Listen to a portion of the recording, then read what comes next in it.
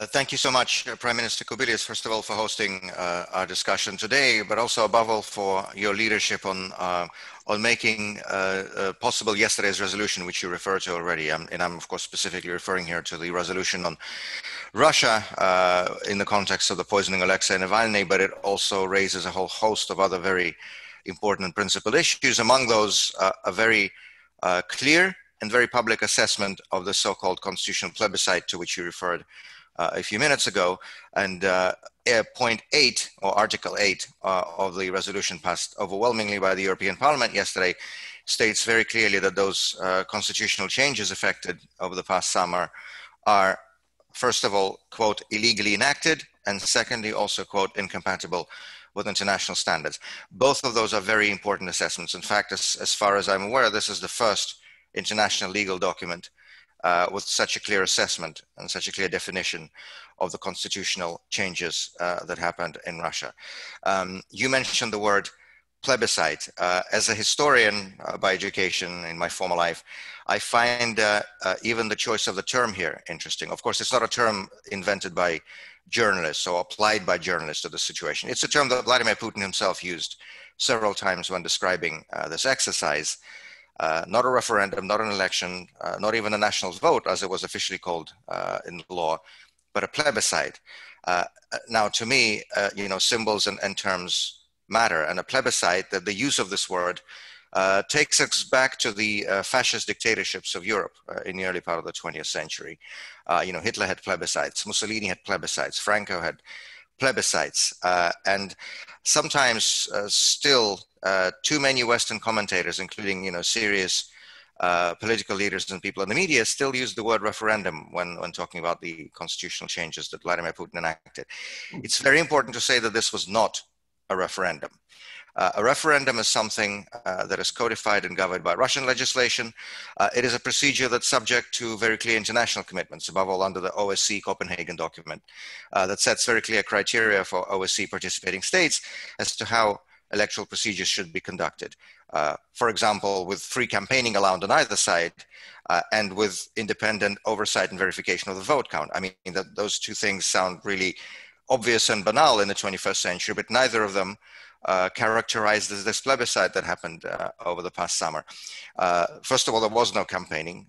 People who tried to hold rallies against those constitutional amendments were prohibited from doing so. In fact, just yesterday, my friend and colleague Andrei Pivovarov, who is the director of the Open Russian movement, was jailed for the second time immediately after he was coming out of at the end of his first administrative arrest. He was immediately rearrested and taken back to his jail cell precisely for trying to organize a public protest, a peaceful public rally over the summer against the constitutional amendments proposed by Vladimir Putin.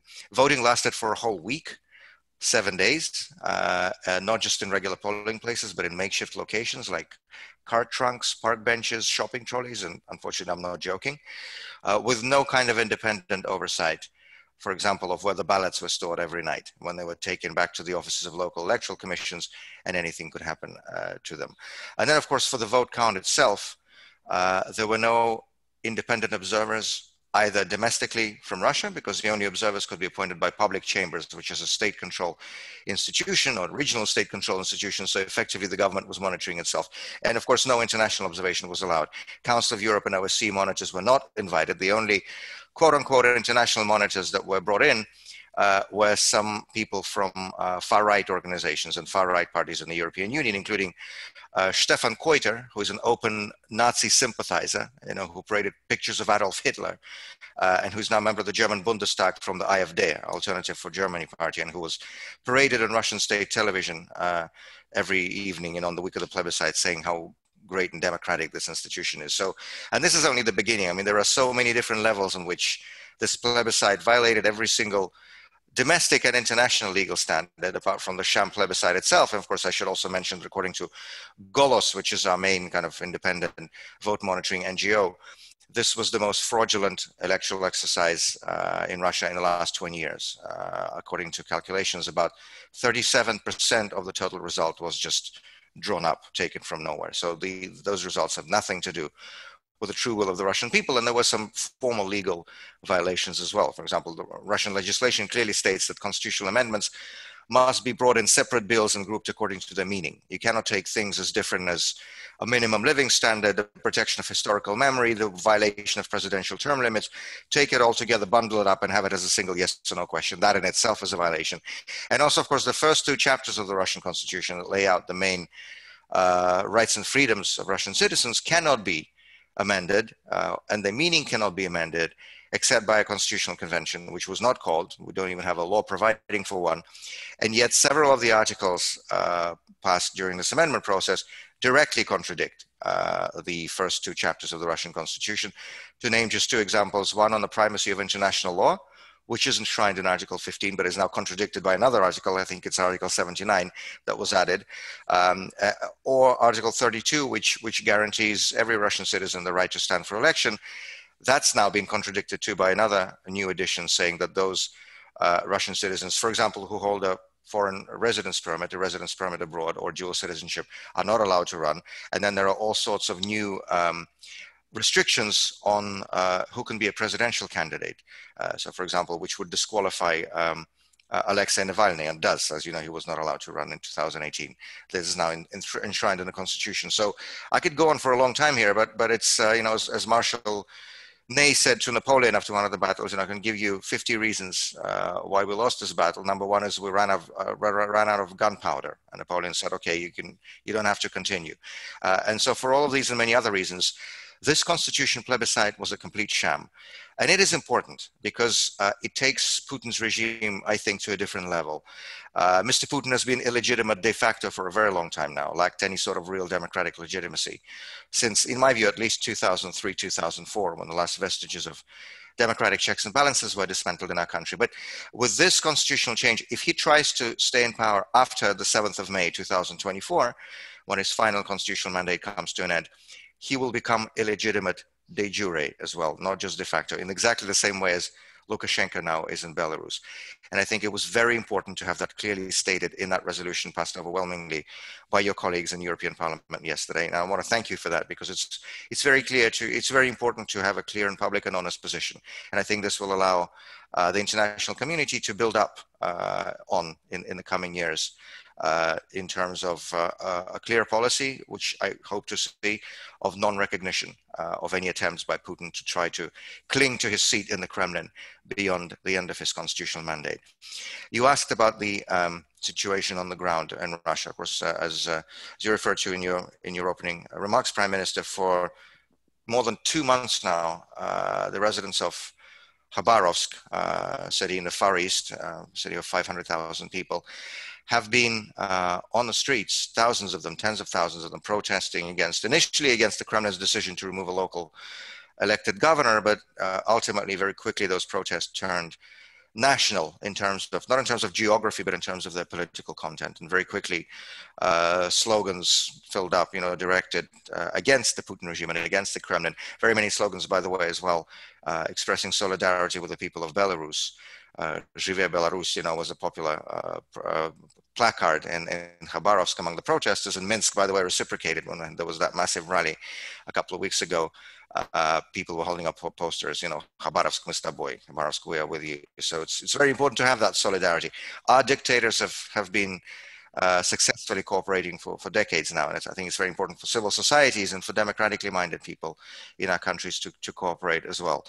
And this is unprecedented for the Russian Far East. I mean, there's been this stereotype in our country for a long time that all major political events happen in the capital cities, so either Moscow, St. Petersburg, or both.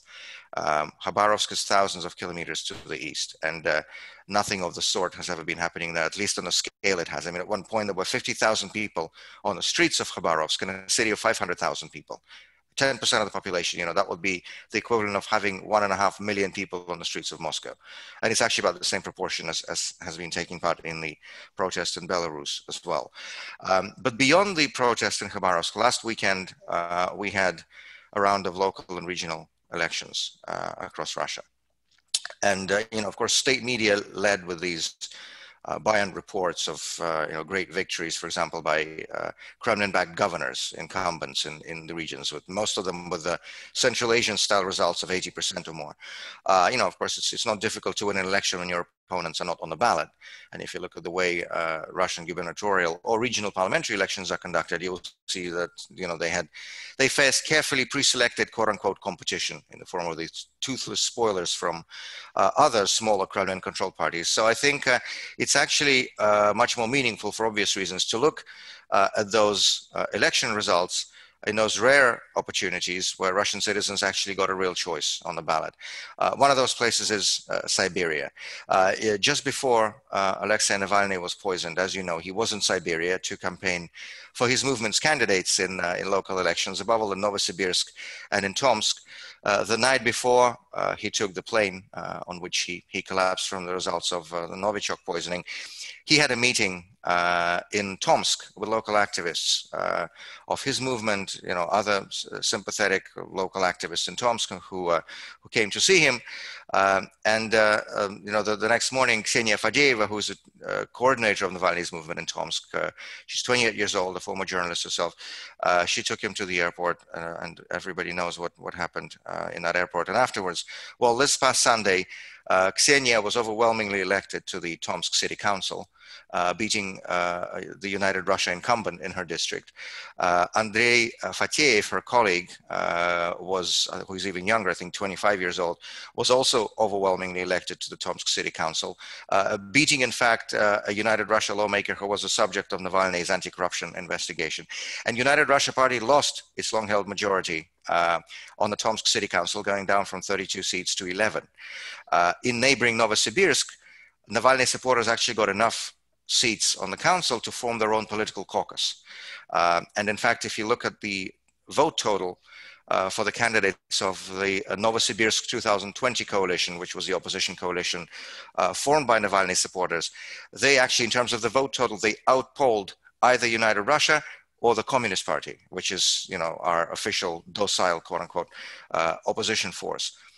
And messages like this are really important. And it wasn't just Tomsk and Novosibirsk, and it wasn't just Navalny's movement. I mean, there were dozens of municipal lawmakers on local levels elected from Yabloko Party, for example, from the United Democrats coalition, which has been created and backed by Open Russia. And it's very important to pay attention to these victories and to these successes, because they show that, the monopoly of Putin's regime and their supposed popularity and their supposed victories only hinge on the fact that they artificially destroy any alternative. And when people, I'm used as the wrong word here, puzzled when serious Western analysts start to seriously analyze election results in Putin's Russia. I was born in 1981 in Moscow in the Baumansky district. At that time, Leonid Brezhnev was a member of the Supreme Soviet of the USSR, elected from Baumansky district in Moscow. And I went a few months ago. I actually went to the Library of Congress in the US to look through some of American newspapers from the time of the 1979 election campaign to the Supreme Soviet of the USSR. And every time you see the word election placed in quotation marks, I do not understand why that is not happening in relation to those exercises we have in Vladimir Putin's Russia today. But it's very important to pay attention to those rare opportunities on a local level where Russian citizens actually get a choice between the current regime and its supporters and its incumbents and real alternative opposition forces. And when that happens, we clearly see the results, as we did in Siberia a few days ago. And finally, on the point, Prime Minister, you made about what and how can the European Union help? One of the favorite sort of gimmicks of the Kremlin propaganda is to say that those of us who are in the opposition in Russia, that we go to the West and we meet with Western politicians and we ask them for money, or we ask them for political support, or we ask them to enact a regime change in Russia, whatever other nonsense these people come up with. Of course, none of that is true to any extent at all. It's only up to Russian citizens to change the situation in Russia. And by the very clearly shifting trends in public opinion, we know that that day is coming. The only thing we really do ask of our friends and partners in a democratic world, including and above all in the European Union, is to stay true to your values. And for example, stop enabling and stop allowing those senior officials and senior oligarchs of the Putin regime who steal from the Russian people, who abuse the rights of the Russian people, to then come to Western countries and Western jurisdictions and use, your territory and your banking systems and your financial institutions as havens for the wealth they're looting from the people of Russia, because that has been happening for many, many years now. Everybody knows that a lot of these Putin regime officials, the same people who abuse and attack the most basic norms of democracy and the rule of law in Russia, then come to the West and want to enjoy the privileges and the benefits that democracy and the rule of law offers in the West, because it's in the West where they have all their bank accounts, their second homes, where they send their wives and their mistresses on shopping trips, spend their holidays, and so on and so forth. And this hypocrisy, this double standard, has to stop. And there is a way to stop it. I have been honored for more than 10 years now to be involved in the international campaign for accountability for human rights abuses in the form of the Magnitsky mechanism of individual, personal, targeted sanctions directed at those human rights abuses in the form of visa bans and asset freezes. A very simple principle. Those individuals who are verifiably complicit in human rights abuses or corruption in their own countries, not just Russia, by the way, any authoritarian regime around the world, will no longer be able to get visas, own assets, or use the financial and banking systems of countries that pass such legislation. Boris Nemtsov, who was instrumental in convincing the US Congress a decade ago to pass this law, the Magnitsky Law, called it the most pro-Russian law ever passed in a foreign country, because it targets those people who abuse the rights of Russian citizens and who steal the money of Russian taxpayers. 6 countries, as of today, have this legislation, including, of course, your own Lithuania, but also the US, Canada, Great Britain, and the other 2 Baltic states, Latvia and Estonia. Astonishingly, there is still no such mechanism in the European Union. Last week, I had the honor to join members of the Bundestag in Berlin for the introduction of the first draft German Magnitsky Act. And of course, just a few days ago in her State of the European Union address, Mrs. von der Leyen announced publicly that there is a plan to enact such individual human rights sanctions mechanism on the European Union level. I hope these words come into action very quickly. This is the most powerful, the most effective way to keep these human rights abusers accountable. And the European Union, for reasons that I think are obvious to everyone, is the most important place to have this mechanism enacted. Again, we do not ask for any support from the West. It's only our job in Russia to effect political changes in our country. What we do ask is that Western democracies stop enabling the Putin regime and its corruption and its human rights abuses. And the Magnitsky mechanism is the best way of stopping that. And I look forward to the day when that process comes to completion. I want to thank you again, Prime Minister Kubilius, for raising the spotlight on these issues, for continuing to lead on these issues, and for making sure that things like the resolution that was passed yesterday come to see the light of day. These are important reminders that principle still has a role to play in modern politics. And for this, we're very grateful. Thank you so much.